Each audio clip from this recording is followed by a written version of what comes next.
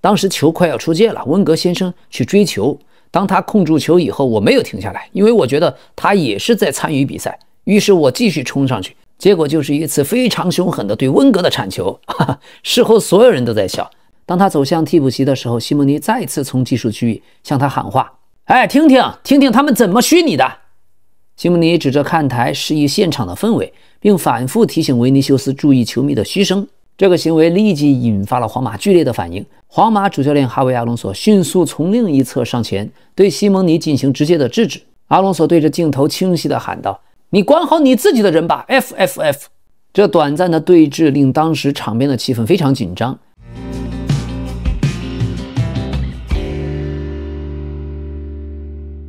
朋友們，今天的幾場比賽，老 K 猜對了，尤其是猜客場作戰的利物浦不敗，還有西班牙超級杯皇馬晉級決賽。下一步就看決賽，巴薩能不能如老 K 所預料戰勝皇馬奪冠。那麼每天的比賽都很精彩，感謝大家的支持、點讚、評論和分享，請記得點擊訂閱，並且點擊小鈴鐺的全部，這樣您就能第一時間收到咱們最新的視頻。阿森納今天主場打利物浦這一場比較悶啊。上半場先是薩卡的遠射被撲掉，布拉德利的吊射又打中門框，下半场就打得更悶了。索波斯洛伊有一脚任意球，稍微造了點險，雙方都沒什麼機會。布拉德利最後傷退，利物浦全場打完0射正，所以沒有分出勝負，對雙方都是好事啊。一個是阿森納這邊連贏了多少場，總歸會遇到一場不勝，而利物浦現在狀態這麼差，打領頭羊阿森納能夠客場逼平，已經算是很好的結果了。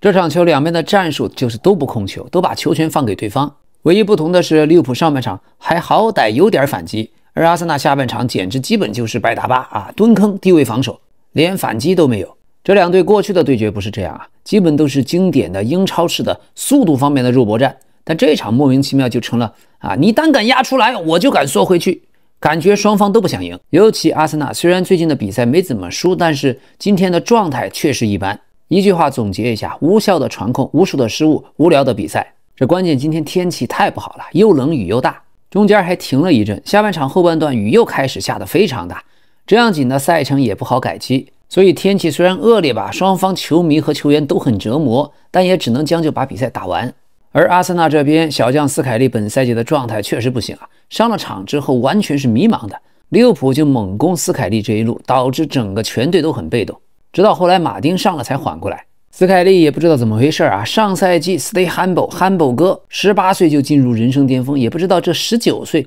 為什麼球就踢成這樣，速度慢啊，而且誰都能過他，就算你跑不過吧，但是被斷球之後你爬起來小跑2步然後就不追了，搞得好像丟球權跟你沒關係一樣。所以19歲的斯凱利即使現在打替補了，在場上也沒有拼搶的態度。正好咱們周六老 K 直播的時候就好好說一說。有些朋友問為什麼對某些球員有時候捧到天上，有時候又貶到地下？這個問題問得很好，咱們在周六直播裡面好好聊一聊。所以這斯凱利在場上感覺就跟其他球員不在一個檔次，未來阿森納遲早得賣掉。就他上賽季竟然踢了一整個賽季的主力左後衛，甚至還包括在英格蘭隊。這關鍵呀，斯凱利速度太慢，速度慢的球員其實真不適合踢邊後衛。因為邊路全是快馬過招，誰來都是一步就把你過掉。另外咱們從斯凱利的角度想剛剛18歲就幾乎坐在替補席，對一個年輕球員來說確實影響挺大的，更何況他這路總是对面都是超跑，所以有時候踢得不好也能理解。但是阿森納因卡皮耶受了傷，沒有辦法只能上他。但咱们從另一個角度想，斯凱利你這麼年輕的球員能在頂級英超聯賽獲得那麼多機會，那麼多場場首發的比賽，你首先就得把自己心態歸零。老 K 經常教育自己踢球的兒子，踢球踢得好不好技術速度身體都不是最重要的，最重要你要有像以前加圖索、羅伊金那種瘋狗般的精神。所以心態決心這方面我只能點到這兒，能不能改還是你自己的事兒。那同樣左路咱們就表揚一下替補打了26分鐘的馬丁內利。馬丁內利這個球員老 K 為什麼越來越喜歡？關鍵你都能看出上了場馬丁想贏啊。像馬丁內利今天在場上那些動作先用球砸又用手推是挺髒的。站在中立的角度看，球品確實也不行。可如果你是阿森納的球迷，你從馬丁內利推布萊德利那一下，你能看出來這個球員是真想贏球。其實以我過去對他的了解，馬丁內利不是那種壞心眼的球員。拿球砸完之後，其實馬上有一個俯身道歉的意思，所以我不認為第一下是故意的。第二他是看到布拉德利往裡扭了一下才推了一把。估計以為布拉德利是在炸傷想拖時間，當然這個動作肯定是不對的。作為利物浦的球迷或者中立的球迷，你怎麼罵老 K 都能接受。但我還是想提醒一句啊，體育，強競技運動，這樣的球員如果是你自家球員，你喜不喜歡？老 K 肯定喜歡。不過有一句話，最後布拉德利被換下去，馬丁內利應該知道自己錯了，這應該賽後去主動的、鄭重的道個歉。即使布拉德利受傷之後是往球場內躺，但是換任何一個球員，如果自己方有被快攻的危險，一般受傷之後都會往球場內躺，延緩對方進攻嘛，這算是一個合理利用規則。所以馬丁內利的行為，客觀說還是很惡劣的。尤其最後都知道了布拉德利確實是受傷，確實不是炸傷，那麼這個鄭重其事的道歉是一定要的。話說回來啊，斯洛特利物浦本賽季踢曼聯一場，還有今天踢阿森納這一场，這2場球的比賽都極其難看，極其讓人看了難受，但同時也能顯示出斯洛特的防守還是調教的可以的。所以這場比賽对利物浦來說，在如此缺兵少将的情況下，能夠游刃有余的和阿森納打平，主教練斯洛特的戰術安排，老 K 個人認為是非常成功的。保證自己防守穩定的同時，利用一些有限的攻擊手類型，也安排出了不錯的反擊，總算是能看出點戰術布置。特別是科爾科兹面對对方阿森納2個重要的爆點，完美的完成了自己的防守任務。當然，科爾科兹的進攻能力也就那樣懂的都懂。所以在所有人不看好的情況下，老 K 為什麼昨天才利物浦不敗？這裡稍微自吹自擂一下，我看斯洛特本賽季打強隊總是能夠蹲坑摆大巴，这個心態值得表揚。那麼比賽本身0-0就沒什麼好說的，完全是陷入了利物浦主教練斯洛特預先布置的一場拉鋸戰，要的就是這1分，要的就是大家都不進球。有意思的是今天下半场利物浦在對方半场完成了207次傳球，是過去5個賽季在英超客戰阿森納的球隊當中是最多的。不過就可惜利物浦完成了8次射門，但沒有1次射正，這也同樣就能體現出阿森納現在中場仍然有些問題。過去2年托馬斯在的時候，中場這塊打強隊總是有優勢。但現在換了蘇比門迪，蘇比門迪虐菜確實是穩很多，但是碰到強隊就沒有優勢。還有就是中鋒這一塊，澤凱賴什的終結能力確實不行。本來賽季初想着起碼澤凱賴什能進15-20個球吧，現在一看15個球都難呀，所以就等着哈弗茨復出吧。但是哈弗茨連續的重傷，也不知道還能不能恢復巔峰的狀態。那麼今天除了斯洛特想0-0之外，阿森納這邊也有自己的責任。阿爾特塔的這一支阿森納骨子裡確實非常像穆里尼奧過去的切爾西。但也沒辦法，贏多贏少靠進攻，贏球靠防守。好的，這場踢完，斯洛特對阿爾特塔是1勝3平，是唯一在前4次對陣阿爾特塔保持不敗的主教練。所以就這一點就能看出老 K 為什麼昨天猜利物浦不敗。阿爾特塔打斯洛特還真是現在沒什麼好辦法，有時候就像鬥獸棋一樣所謂是一物降一物。今天斯洛特的安排，中場的邁巴赫組合都回到自己該有的位置，發揮就比前幾場好多了。但是反擊沒有套路，反擊不流暢，只能憑利物浦球員個人能力的發揮和看緣分。所以要是提點意見的話，今天如果這個戰術還不如讓恩古莫哈上去替代加克波，也許會更有威脅一點。左邊恩古莫哈，右邊弗林彭，遲早試一試嘛。加克波今天又是隱身的90分鐘，老 K 總是覺得如果利物浦的加克波不打主力，利物浦的名次起碼能往上再排2位。好，今天上半場隨着布拉德利的那一腳吊射打中橫梁。至此，利物浦在斯洛特的治下，在英超已經有31次射門打中门框了，是同期所有英超球隊当中最多的。第2名是切爾西和曼聯，均為30次，並列第2。可惜就是射中門框不算打正所以今天的8射0射正，也是利物浦自2010年对陣維冈競技以來首次在英超的單場0射正。不過主要還是怪利物浦沒有正經的中鋒，幾次有威脅的射門都是弗林彭傳球，禁區邊緣索波斯洛伊等人去争2點射門，所以沒有射正也正常。這一場安排確實是踢得挺好的，利物浦的中路傳導、邊路的牽制都挺好，有章法，可惜就是沒有中鋒，球打到前面就沒人可找了。那麼再對比前幾場利物浦的比賽，真的能平阿森納已經是利物浦拼盡全力的奇蹟了。好，另外還有個記錄利物浦今天也是自2015年8月以來首次在英超被阿森納零封。在此之前，利物浦曾經連續20次在英超聯賽對陣阿森納都有進球。那麼阿森納方面呢，中鋒澤凱賴什也是0射門，這是他本賽季英超第7次0射門。本場比賽僅僅他就觸球了8次，所以這樣的澤凱賴什只會讓人越來越想念哈弗茨好的，現在阿森納方面也傳出來對水晶宮的格伊也很感興趣，很可能將格伊作為阿森納夏季轉會窗的防線引援選擇。這阿森納現在中後衛又有加布里埃爾，又有薩里巴，然後像卡拉菲奧里、莫斯克拉、因卡皮耶、廷貝爾和本懷特都曾經在中後衛的位置上打過，但是有一點，阿森納沒有正牌的邊後衛，看着中後衛多，實際上都是客串邊後衛。所以如果再來點傷病啊，就只有2個中後衛能用。所以對格伊，阿森納也是戰術性的買入啊，自己哪怕不用，也可以讓其他的豪門買不到格伊。但是現在对格伊最感興趣的還是曼城，曼城希望今年冬天就馬上把格伊買過來，而且曼城希望現在以非常強勢的方式介入這件事兒，因為和水晶宮達成協議不會是什麼問題。關鍵就是格伊球員要決定他想做什麼，是立即加盟曼城呢，還是等待夏天啊，像利物浦、阿森納等等球队。所以未來幾天估計格伊啊會很快和他的經紀人做出決定。那麼關於阿森納，老 K 還是重申一遍啊，我非常看好阿森納本賽季拿一次英超冠軍，而且這很可能是一次王朝的起點。未來的3-5年，阿森納能不能在阿爾特塔的治下再拿一次歐冠冠軍？那麼回顧阿爾特塔回到阿森納執教的整個過程啊，最重要的一點是找到了阿森納過去的那種槍魂。這裡咱們說個小事啊，回憶一下過去溫格在的時候，那時候的阿森納一群惡人啊。最近科洛圖雷就談到了2002年他在海布里試訓的時候，直接鏟飛戴恩·亨利，又鏟飛博格坎普，最後甚至還滑鏟了主教練溫格。科洛图雷的原話是這麼說的：那絕對是真的，當時是一場訓練賽，主教練並不在比賽中，他沒有參與比賽，但他一直在給進攻球員傳球。當時球快要出界了，溫格先生去追球，當他控住球以後，我沒有停下來，因為我覺得他也是在參與比賽，於是我繼續衝上去，結果就是一次非常凶狠的對溫格的鏟球。事後所有人都在笑，把他當成了一個笑話，但我當時完全驚呆了，我心裡想，天哪，這下我可能要被趕出阿森納俱樂部了。但最終啊，我覺得就是那次鏟球反而讓溫格決定要留下我。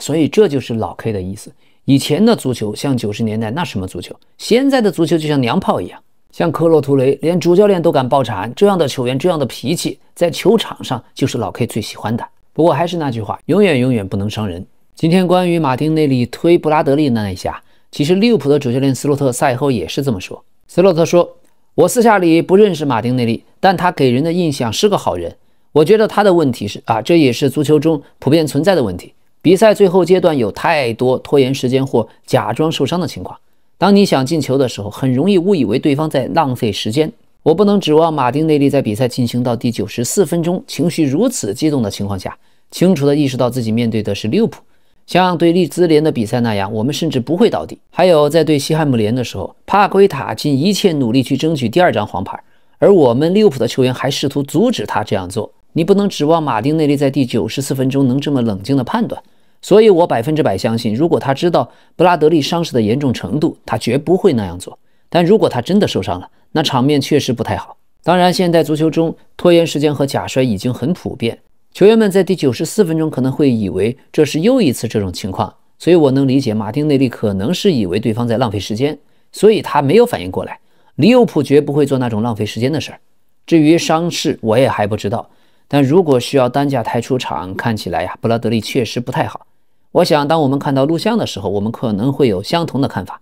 但我們必須等到掃描結果出來，看看傷情是否嚴重。或許布拉德利可能周一還能上場呢，希望如此吧。好，今天皇馬西超杯2-1淘汰马競晉級決賽，老 K 對超級杯也猜中了2/3，就看決賽最後能不能如老 K 所預料，巴塞羅那淘汰皇馬。今天皇馬對馬競這一場西超杯的半決賽，開場僅僅2分鐘，巴爾韋德就攻入一記世界波任意球，打破僵局。隨後兩邊的門將奧布拉克和庫爾圖瓦均貢獻神撲，所以瑟洛特和羅德里戈均錯失良機。下半場巴爾韋德妙傳，羅德里戈破門，3分鐘後小西蒙尼傳中，瑟洛特頭錘扳回一城。今天的比賽在沙特踢，這地方真不適合踢足球，15分鐘就得補次水，球員的消耗太大。最後的20分鐘，兩個隊都跑不動了，球也傳不明白。由於球員太累，皇馬甚至69分鐘一次性換下去2個首發中後衛，這種場景非常的少見，而且剛剛還丟了一個制空球，所以沒辦法，現在的球員但凡哪個賽季出場率太高，下一個賽季基本廢掉。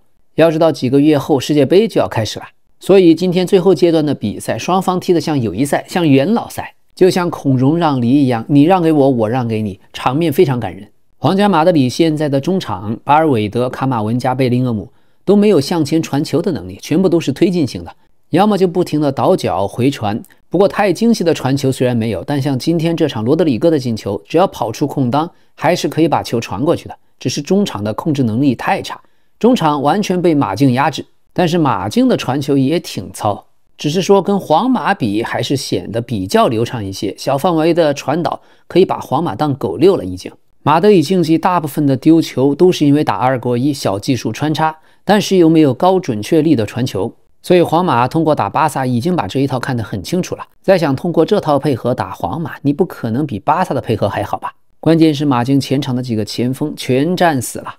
好幾次最後一傳要不就傳大，要不就傳丟。而皇馬這邊主教練阿隆索終於想明白了，自己過去那一套四不像的前場壓迫沒有用，也沒辦法適配皇馬現在這套陣容，所以重新拾起安切洛蒂的戰術。下半场就全是馬德里競技在進攻，皇馬基本是摆大巴。那也沒辦法，克羅斯和莫德里奇走了之後，皇馬的中场只有這個樣子，一幫隊友之間太陌生，毫無跑位，傳跑啊簡直辣眼睛，都在那兒站着傳球。而今天的維尼修斯也是沒有突破，防守端也沒什麼貢獻。上半場因為等球被人從後面上來截了2次，感覺比賽的投入度維尼修斯太低，所以也就演變成馬德里競技壓着打，可是又得势不得分，機會把握不住啊。事實上到了最後階段，皇馬完全放棄了進攻，甚至你感覺現在西甲每個球隊打皇馬都能壓着打，皇馬傳不了10腳球就得丟，而且一般都是傳了5腳就把球權送給對面。就這樣基本放棄抵抗的皇馬，馬德里競技仍然贏不了，各種浪費。簡單點說呀，馬競就是缺乏創造力的球員，完全靠蒙。畢竟皇馬基本都是站位防守不上搶，自個兒又攻不進去，那就沒辦法了。所以這樣的皇馬打決賽，我覺得巴薩還是有70%勝率的。而現在皇馬的打法，維尼修斯想進球很難，每一場啊看他都被對方重點照顧，而且隊友姆巴佩又不愛去門前搶點，或者像過去本澤馬那樣可以跟維尼修斯打撞牆配合形成射門。現在的維尼想要靠自己突破射門進球太難了，他的射門力量又不像 C 罗有那麼大，很容易就被门将破壞掉。自從姆巴佩來了之後，皇馬的維尼修斯整個就變了一個人，狀態下滑太嚴重，找不到過去的感覺，心理包袱也太大，越着急越踢不好，越踢不好就越着急，越是發揮不好就越在乎別人對自己的指責。現在維尼需要做的首先是心態，要趕緊讓自己冷靜下來，專注于比賽本身。否則他這樣前場拿不住球又過不了人，防守還漏人，那你還想拿全世界前3的薪資可能嗎？那不可能呀。現在小熊還是自己的心態出了問題，場上太想和姆巴佩較勁兒，場外呢又想要3000萬的年薪。而這2場姆巴佩不在，維尼看看自己的表現，除了回防搶斷了幾個球，進攻的貢獻幾乎沒有，拿到球就回傳就轉移，有機會幹嘛不自己突一下？所以在進攻端毫無建樹，一個攤手攤完了，加下一個還不錯的傳中也沒接到，然後頭球頂飛。下半場那個空位自己後仰，我還以為點球了，結果一看自己滑的，就這樣還一直叭叭叭自己在那發洩情緒，感覺今天維尼就是不肯過人突破一樣，需要人哄着踢，所以連續這麼多場都不進球，場上也懶懶散散的，一點慾望也沒有。現在皇馬隊內維尼修斯的思想問題是第一大難關，必須要解決。而小隊長巴爾韋德今天狀態相當好，世界波任意球進球之後的慶祝動作呀，把老 K 笑壞了，屬於蒼蠅撓頭，徹底瘋狂，抓都抓不住。巴爾韋德今天在場上自己把球傳丟了，立馬飛奔半場又把球搶回來，自己丟的球追回禁區，自己又拿回球权。這樣的責任感，這樣的世界波遠射，這樣的小區級別的慶祝，憋屈了半個賽季的小隊長巴爾韋德是終於爆發了。好，今天羅德里戈必須表揚，他進的這個球可以看出啊，如果今天還是姆巴佩，多半進不了，全靠了贡薩洛加西亞往外線跑，把一個中後衛給帶走了，就給羅德里戈拉開了空間，這才能接下來順利突破。如果是姆巴佩在，多半又是交叉跑位，內切把羅德里戈往外線擠，然後自己在弧頂剎車，要羅德里戈傳球啊，傳了個倒三角，對面中後衛一上搶，這球權又沒了。本賽季已經多次看到皇馬這個畫面。所以貢薩洛加西亞願意無球跑動，可以把對方的後衛拉開，這對羅德里戈或者其他的皇馬隊友來說幫助就太大了。說真的，很難想象羅德里戈這種水平的球員能夠被摁在替補席整整半年之久。自從羅德里戈回到首發之後，每一次都幫着阿隆索鞏固帥位。本來東窗是曼城想買過去，結果曼城殺手在踢完曼城之後持續高光表現，所以羅德里戈是真的強。皇馬未來3年肯定這家伙不能走。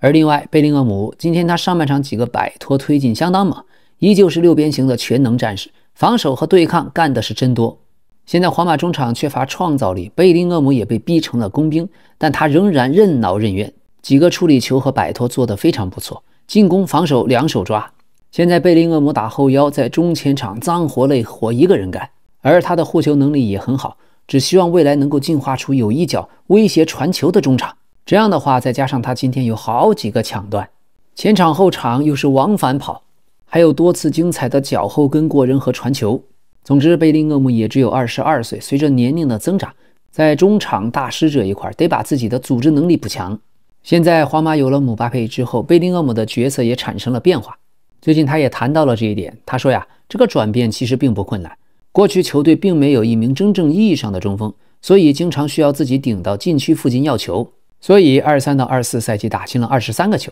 但現在情況不同了，姆巴佩的到來讓皇馬擁有了一位單賽季可以進50個球的超級前鋒，自己也就不需要再頻繁前插到最前線。現在自己是更多覆蓋其他區域，踢得更靠後一些，通過不同區域去影響比賽。而且自己每個賽季依然會為進球做出貢獻，去年進了15個球，這也不差。本賽季同樣也已經有進球入賬。那麼對我來說，進球從來不是最重要的事兒。如今在新的位置上，依然要發揮自己的能力。貝林厄姆這一段話說的就非常有水平，這也沒辦法。皇馬在克羅斯退役以後，貝林厄姆必須要回到中場，中後場否則沒人組織。除非未來皇馬再簽一個中場大師過來，才可能再次解放貝林厄姆。現在他在皇馬就是一個全能型的中場，而且他的情商，為了皇馬的大局觀，甘願做出犧牲，同時在球队最需要自己的時候，又能夠義無反顧地挺身而出。所以下一步皇馬的問題就是姆巴佩他不喜歡往禁區裡去，那這個問題未來怎麼解決？通過羅德里戈還是貢薩洛加西亞？好，皇馬陣中的後腰楚阿梅尼仍然是非常穩啊。本賽季楚阿梅尼徹底蛻變，今天一腳凌空解圍，把球迷看爽了。現在他踢球越來越像過去法國隊的馬克萊萊或者維埃拉，有他在皇馬的中場多少有種安全感，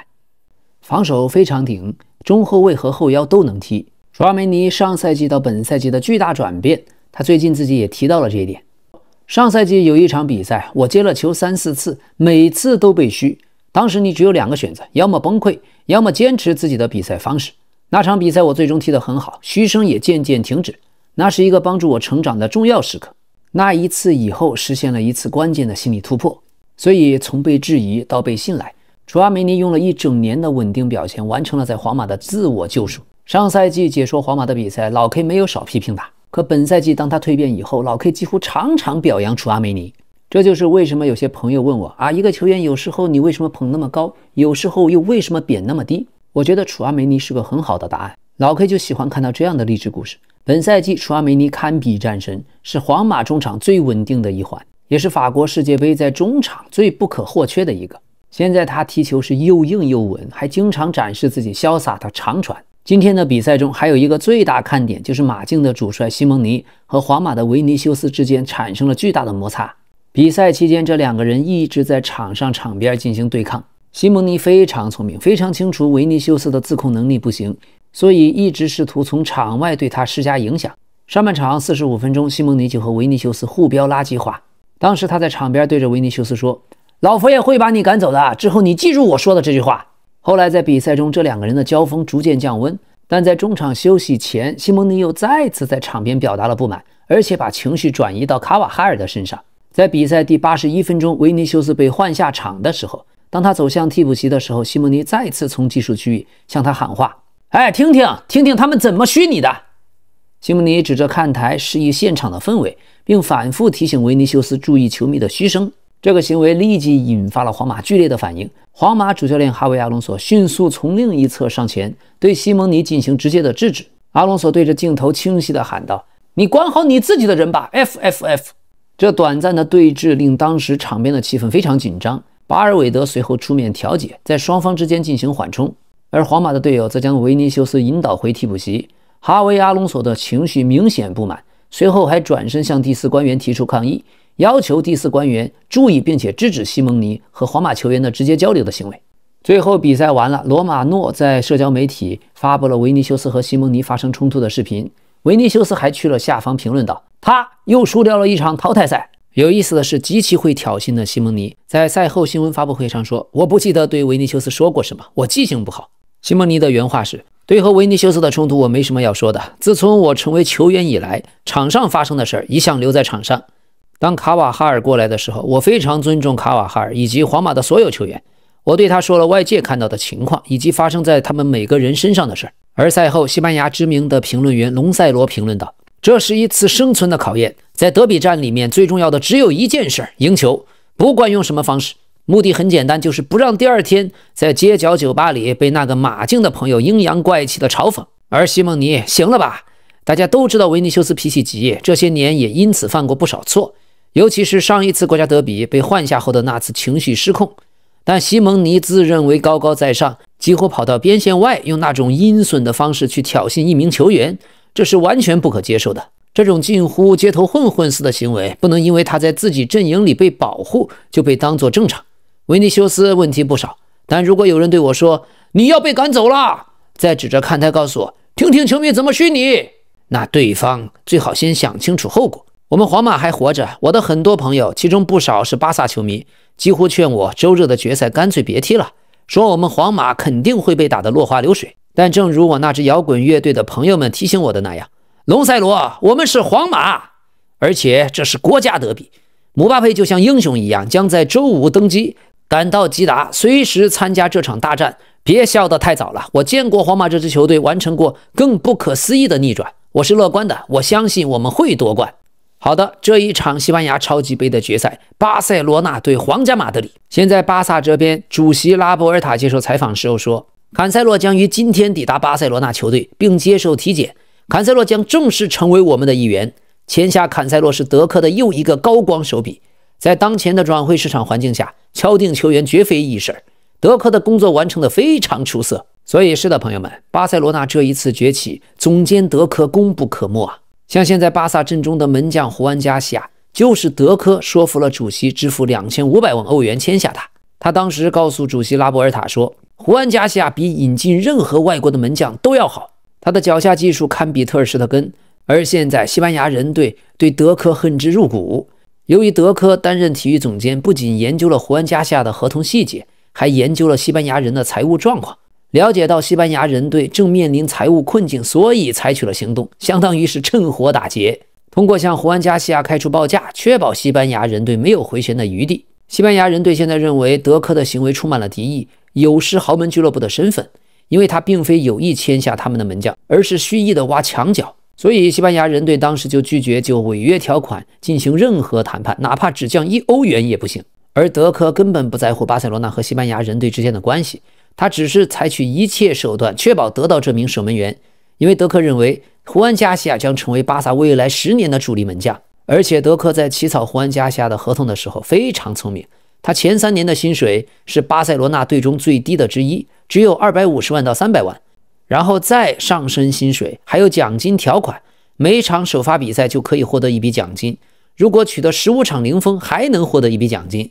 而過去足球運動員通常可以從轉會費中獲得佣金，但胡安加西亞同意放棄這筆款項作為交換，他將在合同的第3年或者第4年獲得一筆忠誠獎金。這個舉動或者說犧牲吧，促成了胡安加西亞的合同注冊過程，也贏得了巴塞羅那管理層的批准。最終巴塞羅那在銀行的幫助下支付了胡安加西亞合同中的違約金，而德克又非常巧妙地將部分利息成本計入了俱樂部的日常開支，因此這部分成本將不被視為轉會費的一部分，這也降低了巴薩在西甲聯賽注冊所需的費用。所以德克最近坎塞洛是一個，胡安加西亞是一個，還有巴爾德吉，這都屬於非常低的價格挖來了非常好的球員。那麼這一次西班牙超級杯決賽又是國家德比，這是皇馬和巴薩連續4年會師決賽，皇馬也連續5年參加西班牙超級杯決賽，追平了巴薩此前保持的記錄。巴薩過去曾經在2009年到2013年，還有1990年到1994年2次連續5次做到。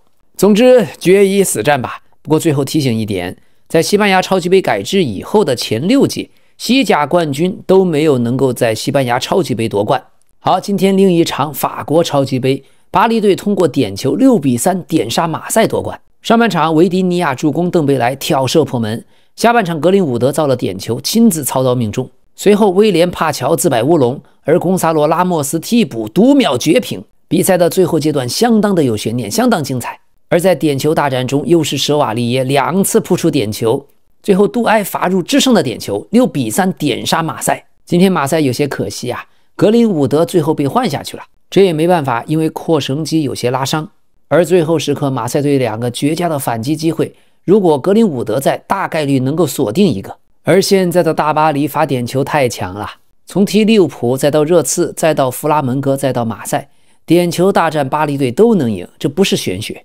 尤其是上一場和這一場，一次門將連撲4個，這次門將連撲2個。大巴黎的守門員教練和點球教練絕對是有東西的。上一次替補門將薩夫諾夫給了壓力，今天法國門將舍瓦利耶就拿出了自己的表現。好的，節目的最後已經看到最新的消息，馬丁內利表示，我已經給布拉德利發消息道歉了，當時我不知道他嚴重受傷，我想說我為自己的反應深感抱歉，再次祝布拉德利早日康復。哎，這就对了，錯了就要認，態度挺好，希望大家都能遠離傷病。要知道，在比賽中的球員的視角和我們觀眾作為上帝的視角那是天差地別的。這一次事件，雙方的教練賽後說的都很得體，這本就是一次不幸的球員傷病，並不是馬丁內利奔着傷人去的。好的，轉會市場方面，現在傳出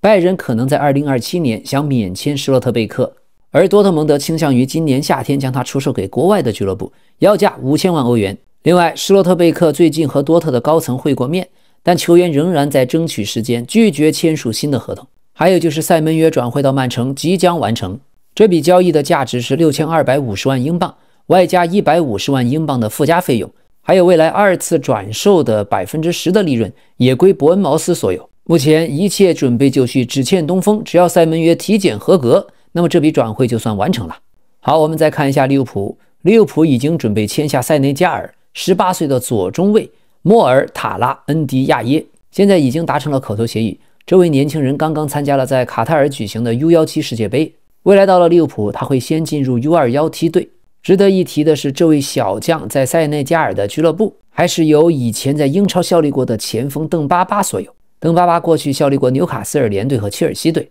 好，關於曼聯選帥的消息，現在索爾斯克亞和卡里克不太可能搭檔，曼聯在他們2人中間可能要2選1。選定了之後，這一位臨時主帥將帶着曼聯完成剩餘的17場英超比賽。現在曼聯高層已經認定卡里克和索爾斯克亞都更適合擔任1把手。而關於未來正式主帥人選方面，現在呼聲比較高的是水晶宮的格拉斯納和紐卡的埃迪豪。哎，不愧是咱們曼聯，選個臨時主帥，戲份都拉得那麼足，流量徹底拉滿。而拜仁的於帕梅卡諾即將和拜仁續約，就將在未來幾天官宣。新合同會簽到2030或者2031年，稅前年薪2000萬歐元，簽字費高達2000萬歐元。新合同將包含解約條款，6500萬解約金將從2027年的夏天開始生效。值得指出的是，拜仁主帥孔帕尼和拜仁的續約，也是於帕梅卡諾決定留隊的關鍵因素。好了，感謝大家的支持、點讚、分享和評論，咱們明天再見。